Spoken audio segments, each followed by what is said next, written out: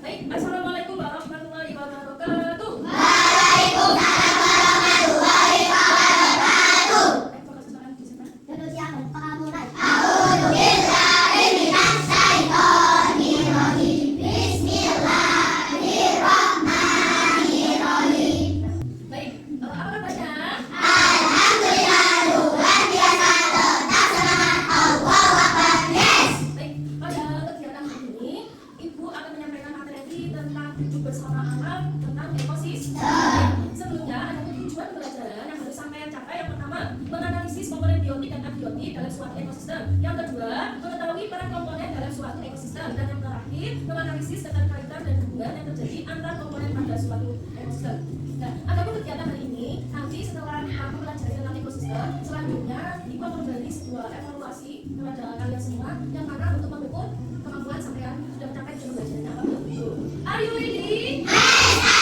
Oke. Silakan dibuka bukunya halaman 60. Ya. Nah, sekarang sebelum masuk ke pembelajaran, apa sih ekosistem itu? Ada yang tahu angkat-angkat? Ya, bisa? Ya, benar. Jadi ekosistem itu hubungan timbal balik antara makhluk hidup dengan lingkungan sekitar. Sekarang kalau individu itu apa? Ya, Sarah? Jadi kalau individu itu kan orangnya sendiri ya. Berarti kan hidupnya itu sendiri, ada satu saja. Itu namanya individu. Sekarang kalau populasi itu apa? Mbak ya?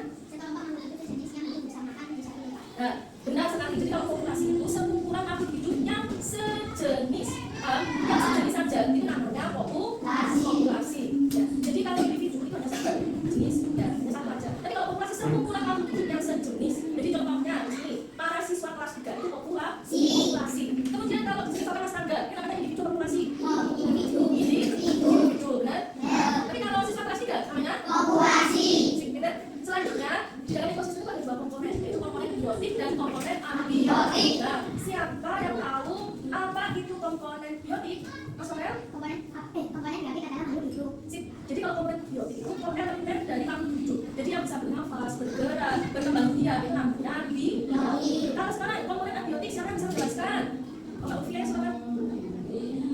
Ya, benar. Kebalikannya dari biotik adalah abiotik. Kalau abiotik itu komponen makhluk tak hidup. Jadi yang nggak bisa bergerak, yang nggak bisa berkembang biak, itu namanya komponen abiotik. Sekarang saya bisa menjelaskan contoh komponen biotik. Ayo, Mas Dari apa? Biotik yang hidup apa saja? Pohon, terus burung, terus ikan. Ikan bisa bergerak? Bisa berkembang biak? Bisa. Burung bisa bergerak? Sekarang yang contoh komponen abiotik siapa bicara? Matahari, air, dan tanah. Selanjutnya di sini itu ada materi lagi kuis.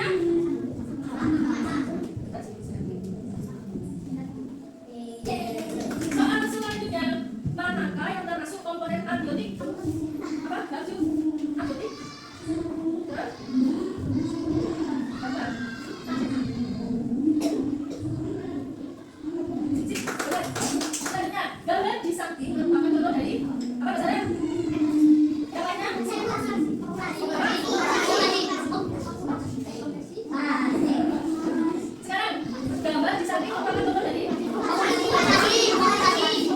ingat ya. Selesai. Selanjutnya. Yes. Selesai. Selanjutnya, saya akan membagikan lembar evaluasi ya. Kemudian juga, jadi nanti dikerjakan setelah itu cukup. Oke.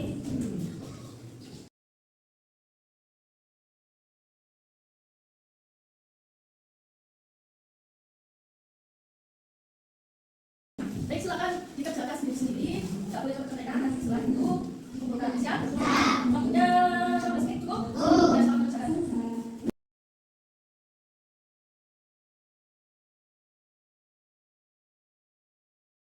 Sudah selesai? Silakan dikumpulkan.